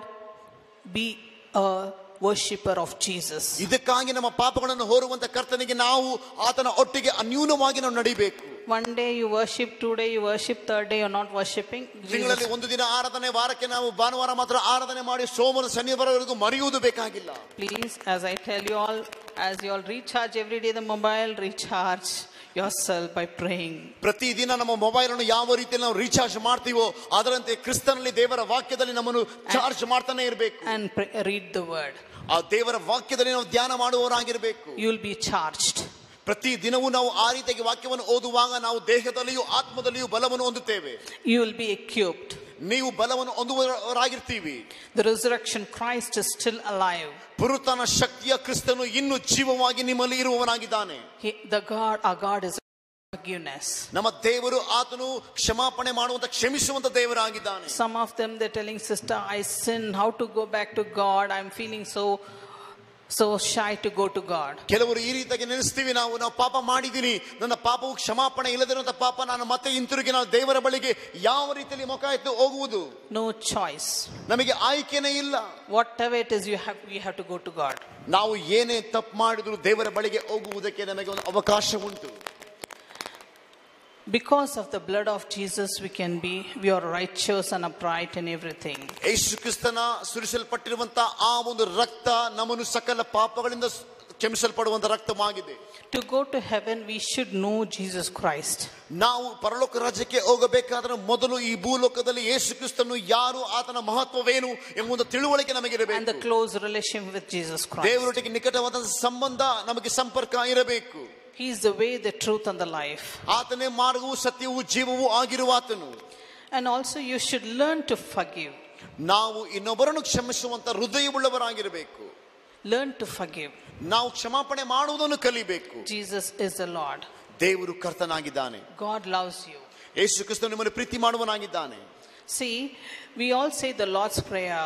The verse 6:12 says, forgive us from the sins as we also forgive us who sins against us. ದೇವರ ವಾಕ್ಯವು ಮತ್ತಾಯ 6:12 ಪ್ರಕಾರದಲ್ಲಿ ನಾವು ದೇವರ ವಾಕ್ಯ ಹೇಳ್ತಿದೆ, ನೀನು ನನ್ನನ್ನು ಕ್ಷಮಿಸುವ ಪ್ರಕಾರವಾಗಿ ನಾವು ಇನ್ನೊಬ್ಬರನ್ನು ಕ್ಷಮಿಸುವಂತ ಹೃದಯವನ್ನು ನಮಗೆ ಕಲಿಸಿಕೊಡು. Do we say? ನಾವು ಆ ರೀತಿಯಾಗಿ ನಾವು ಹೇಳ್ತೀವ? ನಾವು Do we say, pray that prayer? ಆ ರೀತಿಯಾಗಿ ನಾವು ಹೇಳ್ತೀವ? ನಮ್ಮನ್ನು ಕ್ಷಮಾಪಣೆ ಮಾಡಿದ ರೀತಿಯಲ್ಲಿ ನಾವು ಇನ್ನೊಬ್ಬರನ್ನು, ನಮ್ಮ ಸಂಬಂಧಿಕರನ್ನು, ನಮ್ಮ ಬಂಧು ಬಳಗವನ್ನು ಕ್ಷಮಾಪಣೆ ಮಾಡುವಂತ ಹೃದಯವನ್ನು ಕೊಡು ಅಂತ ಕೇಳ್ತೀವ? Don't tell me just the namesake. ನಾವು ಬೇರೆ ನಾಮಕೆ ವಾಸ್ತೆಗೆ ಹೇಳ್ತೀವಿ ಅಷ್ಟೇನೆ. Don't tell that just for the namesake. ಬೇರೆ ನಾಮಕೆ ವಾಸ್ತೆಗೆ ಮಾತ್ರ ಹೇಳ್ಬೇಡ್ರಿ. We have to practice this. ನಾವು ಅದನ್ನು ಅಭ್ಯಾಸ ಮಾಡ್ಕೊಳ್ಬೇಕು. Let's see, verse 14 says, 14 ವಾಕ್ಯ ಹೇಳ್ತದೆ, for if you forgive men when they sin against you, your heavenly Father will also forgive you. ನಿಮಗೆ ವಿರೋಧವಾಗಿ ಒಬ್ಬ ಮನುಷ್ಯನನ್ನು ನೀವು ಕ್ಷಮಾಪಣೆ ಮಾಡುವುದರಿಂದ ಪರಲೋಕದಲ್ಲಿ ದೇವರು ಸಹ ನಿಮ್ಮ ತಪ್ಪುಗಳನ್ನು ಕ್ಷಮಾಪಣೆ ಮಾಡುವನಾಗಿದ್ದಾನೆ. He's put the pressure on you. God knows how to tackle you. The pressure is on you. ಈಗ ಒಂದು ಒತ್ತಡವು ನಿಮ್ಮ ಮೇಲೆ ಇದೆ. If you forgive, even you are forgiven. ನೀವು ಕ್ಷಮಾಪಣೆ ಹೊಂದಬೇಕಾದ್ರೆ ನಿಮ್ಮ ಸ್ನೇಹಿತರನ್ನು, ನಿಮ್ಮ ವೈರಿಗಳನ್ನು ನೀವು ಕ್ಷಮಿಸಬೇಕು. If you don't want forgiveness, okay, you keep that, whatever the grudge or whatever, then God will not forgive you. ನೀವು ನಿಮಗೆ ಮಾಡಿದ ತಪ್ಪುಗಳು, ನಾವು ಅವರಿಗೆ ಮಾಡಿದ ತಪ್ಪುಗಳನ್ನು ಕ್ಷಮಿಸದೆ ಹೋದರೆ ದೇವರು ನಮ್ಮ ತಪ್ಪುಗಳನ್ನು ಕ್ಷಮಿಸುವುದಿಲ್ಲ. We are going to see the new year in few days. ಇನ್ನು ಕೆಲವು ದಿನಗಳಲ್ಲಿ ನಾವು ಹೊಸ ವರ್ಷಕ್ಕೆ ಕಾಲಿಡ್ತೇವೆ. We have to forgive and let go all the past. ಆ ಹೊಸ ವರ್ಷಕ್ಕೆ ಹೋಗುವುದ ಮುಂಚಿತವಾಗಿ ನಮ್ಮ ಈ ವರ್ಷದಲ್ಲಿ ನಡೆದಂತ ಪ್ರತಿಯೊಂದು ಘಟನೆಗಳನ್ನು ನಾವು ಕ್ಷಮಾಪಣೆ ಮಾಡಿ ಹೊಸ ವರ್ಷಕ್ಕೆ ಹೋಗಬೇಕು. Let go all the past. ಎಲ್ಲ ಹಳೆ ಸ್ವಭಾವಗಳು ಹೋಗಲ್ಪಡಬೇಕು. Especially I tell you, many brothers and sisters in the first, they are revenging or whatever it is, they are angry about them. ಮೊದಲು ನಾನು ನಿಮಗೆ ವಿಶೇಷವಾಗಿ ಹೇಳಬೇಕು, ಅಣ್ಣ ತಮ್ಮಂದಿರು, ಅಕ್ಕ ತಂಗಿಯರ ಮಧ್ಯದಲ್ಲಿ, ನಿಮ್ಮ ಸಂಬಂಧಿಕರ ಮಧ್ಯದಲ್ಲಿ ಇರುವಂತಹ ಆ ವೈರಾಕ್ಯವನ್ನು ಕ್ಷಮಾಪಣೆ ಮಾಡ್ರಿ. Forgive. ಅದನ್ನು ಕ್ಷಮಿಸ್ರಿ. Forgive your brothers, your parents, your neighbors and your colleagues and whoever. Forgive everyone. ನಿಮ್ಮ ಬಂಧು ಬಳಗದವರು, ನಿಮ್ಮ ಜೊತೆಗೆ ಕೆಲಸ ಮಾಡುವಂತ ಸಹಪಾಠಿಗಳು, ನಿಮ್ಮ ಸ್ನೇಹಿತರು, ನಿಮ್ಮ ಸಂಬಂಧಿಗಳು, ಅಕ್ಕಪಕ್ಕ ಮನೆಯಲ್ಲಿರುವ ಜನಗಳನ್ನು ಮೊದಲು ನಾವು ಕ್ಷಮಾಪಣೆ ಮಾಡುವುದನ್ನು ಕಲಿಬೇಕು. You will be forgiven. ನೀವು ಕ್ಷಮಾಪಣೆ ಹೊಂದುತ್ತೀರಿ. You will be forgiven. ನೀವು ಕ್ಷಮಾಪಣೆ ಹೊಂದುತ್ತೀರಿ. What a mighty God we have. ನಮಗೆ ಎಷ್ಟು ಒಂದು ಸುಂದರವಾಗಿರುವ ದೇವರಿದ್ದಾನೆ. God has given us choice. ದೇವರು ನಮಗೆ ಒಂದು ಆಯ್ಕೆಯನ್ನು ಕೊಟ್ಟಿದ್ದಾನೆ. Jesus said in Matthew 18:22, ಮತ್ತಾಯ 8:22 ಯೇಸು ಸ್ವಾಮಿ ಹೇಳ್ತಾರೆ, Jesus said to him, I do not say to you up to 7 times, but to up to 77 times. ನಾನು ನಿಮಗೆ ಹೇಳುವುದು 7 ಅಲ್ಲ 77 ಸಲ ನೀವು ಕ್ಷಮಿಸಬೇಕು ಅಂತ. 77 times means 77 ಅಂದ್ರೆ ಅದಕ್ಕೆ ಲೆಕ್ಕವೇ ಇಲ್ಲ. 490 times means countless. So you'll get used to it, forgiving. ನಾವು ಈ ವರ್ಷವೆಲ್ಲ ಕ್ಷಮಾಪಣೆ ಮಾಡ್ತಾನೆ ಇರುವಂತ ಒಂದು ಸನ್ನಿವೇಶ, ಅದಕ್ಕೆ ಒಂದು ಲೆಕ್ಕನೇ ಇಲ್ಲ. ಅಷ್ಟರ ಮಟ್ಟಿಗೆ ನಾವು ಕ್ಷಮಿಸ್ತಾನೆ ಇರಬೇಕು. See, we have to let go certain things. Don't carry the unwanted baggages for the coming new year. ಹೊಸ ವರ್ಷಕ್ಕೆ ಹೋಗುವಂತ ಸಮಯದಲ್ಲಿ ಆ ಹಳೆ ವರ್ಷದಲ್ಲಿ ಇರುವಂತ ಎಲ್ಲಾ ಭಾರಗಳನ್ನು ಹೊತ್ತುಕೊಂಡು ನಾವು ಹೋಗುವುದು ಬೇಡ. Don't leave the eternity. ನಾವು ಆ ನಿತ್ಯ ನಿರಂತರವಾಗಿರುವಂತಹ ಜಾಗಕ್ಕೆ ಹೋಗಬೇಕಾದ್ರೆ ಈ ಕಾರ್ಯಗಳು ಬೇಕಾಗಿಲ್ಲ. See, in the New Testament God said, love your neighbors as thyself. ದೇವರ ವಾಕ್ಯವು ಹೊಸ ಒಡಂಬಡಿಕೆಯಲ್ಲಿ ಹೇಳ್ತದೆ, ನಿನ್ನ ಒಂದು ವೈರಿಗಳನ್ನು ನಿನ್ನಂತೆಯೇ ಪ್ರೀತಿಸು. Learn to be a loving person. ನಾವು ಈ ಒಂದು ದಿನದಲ್ಲಿ ನಾವು ಕ್ಷಮಿಸುವಂತೆ ಪ್ರೀತಿ ಮಾಡುವಂತ ವ್ಯಕ್ತಿಗಳಾಗಿ ಬದಲಾವಣೆ ಆಗೋಣ. See, God says for every of your good only. ದೇವರು ಹೇಳುವಂತ ಪ್ರತಿಯೊಂದು ಕಾರ್ಯ ನಮ್ಮ ಒಳ್ಳೆತನಕ್ಕಾಗಿ. See, when you forgive, ನಾವು ಕ್ಷಮಿಸಿದ್ರೆ the multitudes of sin of yours will be covered because of the love. ಅನೇಕ ತಪ್ಪುಗಳು ಹುಟ್ಟಿದಿಂದ ಇರುವಂತ ಪ್ರತಿಯೊಂದು ತಪ್ಪುಗಳನ್ನು ದೇವರು ನಮಗೆ ಕ್ಷಮಾಪಣೆ ಕೊಡುವವನಾಗಿದ್ದಾನೆ. Our God is a wonderful God. ದೇವರು ಸುಂದರವಾಗಿರುವ ದೇವರಾಗಿದ್ದಾನೆ. Jesus loves you. ದೇವರು ನಿಮ್ಮನ್ನು ಪ್ರೀತಿ ಮಾಡುವವನಾಗಿದ್ದಾನೆ. Jesus loves you. ದೇವರು ನಿಮ್ಮನ್ನು ಪ್ರೀತಿ ಮಾಡುವವನಾಗಿದ್ದಾನೆ. Okay, after the prayer we have a testimony. If anybody's got testimonies, please come after the prayer. ಪ್ರಾರ್ಥನೆ ಆದ್ಮೇಲೆ ನಮಗೆ ಒಂದು ಸಾಕ್ಷಿಗಳ ಸಮಯವನ್ನು ಕೊಡ್ತದೆ. ಆ ಒಂದು ಸಾಕ್ಷಿ ಹೇಳುವವರು ಮುಂದೆ ಬಂದು ಸಾಕ್ಷಿ ಕೊಡಬಹುದು. Please don't go. This is amazing, wonderful testimony. ಯಾಕಂತ ಹೇಳಿದ್ರೆ ಅನೇಕ ಸಾಕ್ಷಿಗಳು ಕೊಡುವವರು ಬಂದಿದ್ದಾರೆ, ಅದನ್ನ ತಪ್ಪಿಸ್ಕೊಂಡು ಯಾರು ಹೋಗ್ಬೇಡ್ರಿ. Let's all pray. ನಾವು ಎಲ್ಲರೂ ಪ್ರಾರ್ಥನೆ ಮಾಡೋಣ. Let's all rise and pray. ನಾವು ಎಲ್ಲ ಎದ್ದು ನಿಂತ್ಕೊಳ್ಳೋಣ ಪ್ರಿಯರೇ. Loving Heavenly Father, Preethi ಸ್ವರೂಪನೇ, we thank you for everything, Lord. ನಾವು ಎಲ್ಲದಕ್ಕಾಗಿ ನಿಮಗೆ ಕೃತಜ್ಞತೆ ಹೇಳ್ತೇವೆ. Your powerful blessing upon your children's master. ದೇವರೇ ನಿನ್ನ ಮಕ್ಕಳ ಮೇಲೆ ದೇವರೇ ಪ್ರಬಲವಾಗಿ ದೇವರೇ ಬೀರುವಂತ ದೇವರ ಆಶೀರ್ವಾದವನ್ನು ಕೊಟ್ಟಿದ್ದಕ್ಕಾಗಿ ಸ್ತೋತ್ರ. Lord, come into this once again. Lord, fill this area in your anointing, oh Father. Devarappa ಈ ಒಂದು ಜಾಗವನ್ನು ಇನ್ನು ಹೆಚ್ಚಾಗಿ ನೀನು ಪ್ರಬಲವಾಗಿ ದೇವರ ನಿನ್ನ ಅಭಿಷೇಕದಲ್ಲಿ ತುಂಬು. Let your anointing touch every one of them. ನಿನ್ನ ಅಭಿಷೇಕವು ಪ್ರತಿಯೊಬ್ಬರನ್ನು ಮುಟ್ಟಲಿ. Let your anointing touch every one of them, Lord. ದೇವರೇ ಪ್ರತಿಯೊಬ್ಬರನ್ನು ನಿನ್ನ ಅಭಿಷೇಕವು ದೇವರೇ ಮುಟ್ಟಲ್ಪಡಲಿ.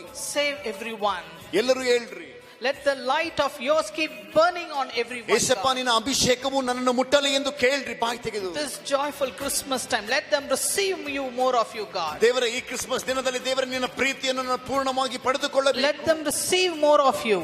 ದೇವರೇ ಇನ್ನು ಹೆಚ್ಚಾಗಿ ನಾನು ಪಡೆದುಕೊಳ್ಳಬೇಕು. The power of God, we want to touch you, God. ದೇವರ ಒಂದು ಬಲ ಶಕ್ತಿಯು ನಿಮ್ಮನ್ನು ಮುಟ್ಟಲ್ಪಡಬೇಕು. Lord, touch every one of them, God. ಪ್ರತಿಯೊಬ್ಬರನ್ನು ನೀನು ಈ ಸಮಯದಲ್ಲಿ ಮುಟ್ಟಿದ್ದಕ್ಕಾಗಿ ಸ್ತೋತ್ರ. Let them receive your power. ನಿನ್ನ ಬಲವನ್ನು ಹೊಂದಿಕೊಳ್ಳಲಿ. Lord, let them not go empty-handed. Let them receive more of your power. ಅವರು ಬಂದಂತೆಯೇ ಬರಿ ಕೈಯಲ್ಲಿ ಹೋಗದಂತೆ ದೇವರ ನಿನ್ನ ಅಭಿಷೇಕವನ್ನು ಹೊಂದಿಕೊಂಡು ಹೋಗುವಂತೆ ಮಾರ್ಪಡಿಸು. Let them, Lord, decorate them with your spiritual gifts, God. ಆತ್ಮಿಕವಾಗಿರುವಂತಹ ವರಗಳಲ್ಲಿ ಅವರನ್ನು ತುಂಬಿ ಅಲಂಕರಿಸು. Those who want it, raise your hands and keep praying. God will fill you. ದೇವರಿಗೆ ಆ ಅಭಿಷೇಕ ಬೇಕಾದ್ರೆ ನಿಮ್ಮ ಕೈಗಳನ್ನು ಎತ್ತು ದೇವರಿಗೆ ವಂದನೆ ಹೇಳ್ರಿ. God will fill you. ದೇವರೇ ನಿಮ್ಮನ್ನು ತುಂಬಿಸು. Jesus, rain down in this place, God. Let them receive your anointing, Father. ಯೇಸು ಸ್ವಾಮಿ ಈ ಸಮಯದಲ್ಲಿ ನಿಮ್ಮ ಮಧ್ಯದಲ್ಲಿ ಆತನು ಚಲಿಸುವವನಾಗಿದ್ದಾನೆ. ಕೇಳ್ರಿ, ಬಾಯಿ ತೆಗೆದು ನಿಮ್ಮ ಕೈಗಳನ್ನು ಎತ್ತು ಕೇಳ್ರಿ. Let them receive more of you, God. ಇನ್ನು ಹೆಚ್ಚಾಗಿ ದೇವರೇ ಅವರು ತುಂಬಿಸಲ್ಪಡಲಿ ರಾಜನೇ. Thank you, Jesus. ವಂದನೆ ರಾಜ. Jesus is moving in this place. ಈ ಸಮಯದಲ್ಲಿ ಯೇಸು ಕ್ರಿಸ್ತನು ಇದ್ದಾನೆ. Jesus is moving in this place. ಯೇಸು ಕ್ರಿಸ್ತನು ಇಲ್ಲಿ ಚಲಿಸ್ತಾ ಇದ್ದಾನೆ. Jesus is touching some of you. ಪ್ರತಿಯೊಬ್ಬರನ್ನು ಇಲ್ಲಿ ಕೆಲವರನ್ನು ದೇವರು ಮುಟ್ಟುತ್ತಿದ್ದಾನೆ. Jesus is hugging some of you. ಕೆಲವರನ್ನು ದೇವರು ತಪ್ಪಿಕೊಳ್ತಿದ್ದಾನೆ. A gentle breeze is on you, some of you. ಕೆಲವರನ್ನು ದೇವರು ಆಶೀರ್ವದಿಸಿದ್ದಾನೆ. Jesus loves you. ದೇವರು ನಿಮ್ಮನ್ನು ಪ್ರೀತಿ ಮಾಡಲಿದ್ದಾನೆ. Begin to pray. Those who want a touch, begin to pray. ಆ ಒಂದು ಸ್ಪರ್ಶವು ಉಂಟಾಗುವುದಕ್ಕಾಗಿ ಪ್ರಾರ್ಥಿಸಿ. Those who want the deliverance, raise your hands. Say, Lord, please set me free. ಬಿಡುಗಡೆ ಬೇಕಾಗಿರುವವರು ಕೈಗಳನ್ನು ಎತ್ತಿ ಕೇಳ್ರಿ, ದೇವರನಿಗೆ ಬಿಡುಗಡೆ ಕೊಡು ಎಂದು ಕೇಳ್ರಿ. And the God will set you free. ದೇವರು ಈ ಸಮಯದಲ್ಲಿ ನಿಮಗೆ ಬಿಡುಗಡೆ ಮಾಡಲಿದ್ದಾನೆ. Not only for you, your household also. ನಿಮ್ಮನ್ನು ಮಾತ್ರವಲ್ಲದೆ ನಿಮ್ಮ ಕುಟುಂಬದವರನ್ನು ದೇವರು ಮುಟ್ಟಲಿದ್ದಾನೆ. The amazing, beautiful God in this place. ಈ ಸುಂದರವಾಗಿರುವಂತಹ ದೇವರು ನಿಮಗಾಗಿ ಹುಡುಕಿ ಬಂದಿದ್ದಾನೆ. The Lord is in this place. ದೇವರು ಇಲ್ಲಿದ್ದಾನೆ. Hallelujah. Thank you, Lord. Hallelujah, Jesus. Hallelujah, Raja. Hallelujah, Master. Hallelujah. Yes, Jesus, pour out your spirit upon this people. ನಿನ್ನ ಆತ್ಮವನ್ನು ಸುರಿಸು. That all limitless anointing. We are in the last days. ದೇವರೇ, ನಾವು ಕಡೆಯ ದಿನದಲ್ಲಿ ಇದ್ದೇವೆ. You said you will pour out your limitless anointing on your people, Lord. ದೇವರೇ, ನಮ್ಮನ್ನು ನಿರುತ್ಸಾಹ ಮಾಡಬೇಡ ರಾಜನೇ. Let them receive your anointing, Father. ನಿನ್ನ ಅಭಿಷೇಕವನ್ನು ಹೊಂದಲಿ ರಾಜನೇ. Let them receive more of you. ಇನ್ನು ಹೆಚ್ಚಾಗಿ ಅಭಿಷೇಕವನ್ನು ಹೊಂದಲಿ. Let them receive, God. ದೇವರೇ ಅವರು ಪಡೆದುಕೊಳ್ಳಲಿ. Lord, in the same time, we want a healing upon this people, God. ಇಲ್ಲಿ ಸ್ವಸ್ಥತೆಯನ್ನು ಅನುಗ್ರಹಿಸ್ತೇನೆ ರಾಜನೇ. The physical health healing.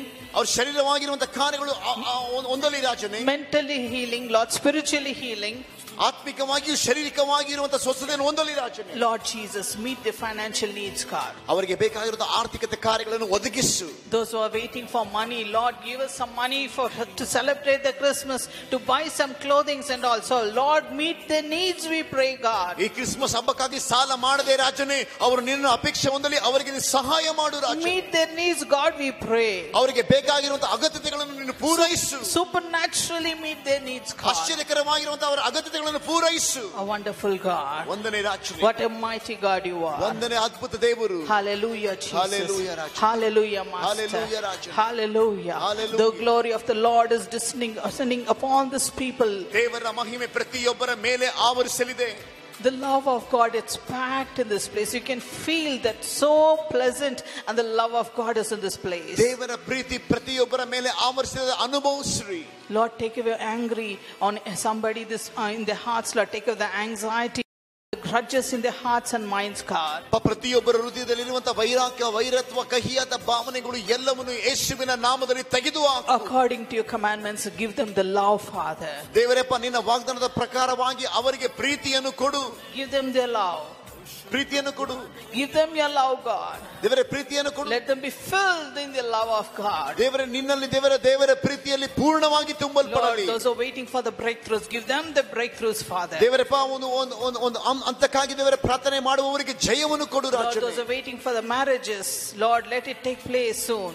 ಮದುವೆಗಾಗಿ ಪ್ರಾರ್ಥನೆ ಮಾಡುವಂತ ಸ್ತ್ರೀಗಳನ್ನು ದೇವರಪ್ಪ ಪುರುಷರನ್ನು ಆಶೀರ್ವಾದ ಮಾಡು. Lord, we pray for the jobs. Let them receive the jobs in Jesus. ಕೆಲಸಕ್ಕಾಗಿ ಪ್ರಾರ್ಥನೆ ಮಾಡುವವರು ದೇವರ ಕೆಲಸವನ್ನು ಕೊಡು ರಾಜನೇ. That to heart desire job, whatever they're waiting for, give them, Lord. ಅವರು ಕಾಯುವಂತ ಪ್ರತಿಯೊಂದು ಕಾರ್ಯಗಳನ್ನು ಒದಗಿಸು. They come in search of you. God will answer me. ಅವರು ಬಂದು ದೇವರಪ್ಪ ನಿನಗೆ ಉತ್ತರವನ್ನು ಹೇಳಲಿ, ನೀನು ಅವರನ್ನು ಕಂಡುಕೊಂಡು ಬರಲಿ ರಾಜನೇ. Financial needs, meet them, Lord. ಅವರಿಗೆ ಬೇಕಾಗಿರುವಂತಹ ಆರ್ಥಿಕತೆ ಕಾರ್ಯಗಳನ್ನು ಒದಗಿಸು. Bless the families with a peace, joy in the Holy Spirit, God. ದೇವರ ಪರಿಶುದ್ಧಾತ್ಮನ ಪ್ರೀತಿ ಅನ್ಯೋನ್ಯತೆಯಲ್ಲಿ ದೇವರ ಕುಟುಂಬವನ್ನು ಆಶೀರ್ವದಿಸು. Bless everyone, Father. ಪ್ರತಿಯೊಬ್ಬರನ್ನು ಆಶೀರ್ವದಿಸು. Bless everyone. ಪ್ರತಿಯೊಬ್ಬರನ್ನು ಆಶೀರ್ವಾದ Take ಮಾಡು. complete control, Lord. ಎಲ್ಲವೂ ದೇವರ ನಿನ್ನ ನಿಯಂತ್ರಣದಲ್ಲಿ ಬರಲಿ. In this joyful occasion, ನಿನ್ನ ಒಂದು ಸುಂದರ ಒಂದು we love you ಸಮಯದಲ್ಲಿ so much, Lord. ನಾವು ಪ್ರಾರ್ಥಿಸ್ತೇವೆ. We love you so much, ನಾವು Lord. ದೇವರ ನಿಮ್ಮನ್ನು ಪ್ರಾರ್ಥಿಸ್ತೇವೆ. Come forth in our lives. Let us be renewed. Lord, be in a fresh, Lord, of fresh anointing of the Holy Spirit. ತಾಜಾವಾಗಿರುವಂತಹ ದೇವರ ಅಭಿಷೇಕದಲ್ಲಿ ನಾವು ಪಾಲುಗಾರರಾಗಬೇಕು. Whoever comes, let them experience love of God. ಯಾರೆಲ್ಲ ಬಂದಿದ್ದಾರೋ ನಿನ್ನ ಅದ್ಭುತ ಒಂದು ಪರಿಶುದ್ಧಾತ್ಮನ ಅನುಭವವನ್ನು ಹೊಂದಲಿ. Thank you, Jesus. ವಂದನೆ ರಾಜನೇ. Thank you, Jesus. ವಂದನೆ ರಾಜನೇ. Lord, we pray for Sister Pauline and Sister Ruth. Come from so far with lots of pain and agony. Thank you for bringing them, Lord Jesus. ಸಹೋದರಿ ಪೌಲಿನ Routh ಅವರು ದೇವರೇ ಅನೇಕ ದೇವರ kilometre ದೂರದಿಂದ ಬಂದಿದ್ದಾನೆ. ಅವರಿಗಾಗಿ ದೇವರ ಸ್ತೋತ್ರವನ್ನು ಅರ್ಪಿಸುತ್ತೇವೆ. Bless them, Lord. ಅವರ ಆಶೀರ್ವದಿಸು. Yes, Jesus, we thank you for all of them. Bless every one of them in this place. ಪ್ರತಿಯೊಬ್ಬರು ಇಲ್ಲಿ ಬಂದಿರುವಂತಹ ಪ್ರತಿಯೊಬ್ಬರನ್ನು ಆಶೀರ್ವಾದ ಮಾಡು. Jesus,